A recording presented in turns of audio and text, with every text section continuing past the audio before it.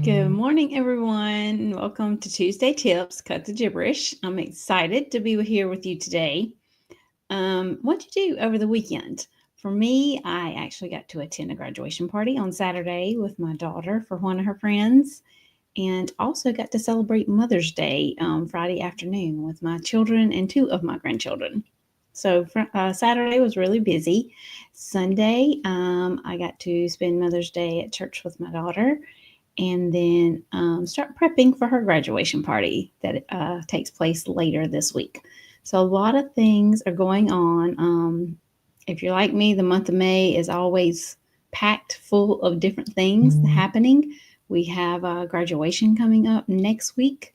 So, family coming in later this week for the graduation party. We have all kind of things happening at my house. So, share with me in the comments what you did over this past weekend, how you might have spent Mother's Day. I know we had a holiday over the weekend.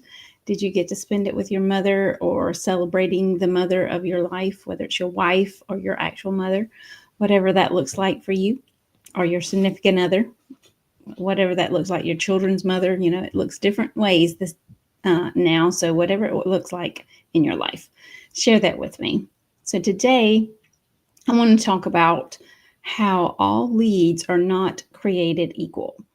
I know we talk a lot about having coffee chats with those that you meet at networking events, and those are important. Don't get me wrong. However, there's different types of conversations or different ways that you should speak to some people versus um, another way. Once you determine what type of relationship it is that you and that person is going to have, whether, yes, they could possibly become a client, or maybe they're going to become a power partner for you.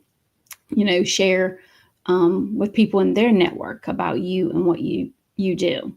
So one of the things I learned early on about marketing is all leads are not created equal. You can't treat everyone the same. Here's an example of this. Have you ever bought a product from someone, and the next week you get a flyer in the mail or an email promoting a special on the same product? They're trying to sell you the same thing you just bought. Yeah, that drives me up the wall sometimes. But here's another one from the internet world, from the online space. Signed up for an affiliate to be an affiliate to promote a product I truly believed in.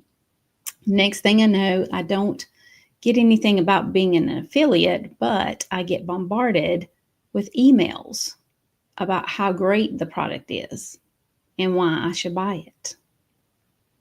It causes me to not even want to promote the product anymore sometimes. So you can't talk to everyone the same. This is why you need to segment your list so that you can talk to prospects one way, clients another way, affiliates or referral partners, which are power partners, in a different way as well. So each type of person should have its own language, and you need to talk to them about what's important to them, not what's important to the others. So that's important when you are networking and you're determining what type of person this is, or you're having consultations, for maybe what you have to offer. Yes, they may have signed up for a consultation with you, but are they truly a good fit to be your client or customer? You have to determine that during that conversation. I mean, I can't sit here and tell you, yes, John Smith is a good client for you, because I don't know. You need to have that conversation with John Smith and determine, yes, he's a good fit to work with me, or no, maybe he would be a better referral partner or power partner, right? So you have to have that initial conversation, or coffee chat as we like to call it, and determine what type of relationship you need to have with that specific person. Yes, I talk about building relationships all the time, and it's very, very important to build those relationships, but you also have to determine what type of relationship it is you need to have with that specific person. because all your relationships are not going to be the same. They're really not, right? So I've just done this recently as far as splitting up my list and making different lists for different types of leads. Whether, yes, they possibly could become a client of mine, or they're just going to be a partner, a power partner, referral partner,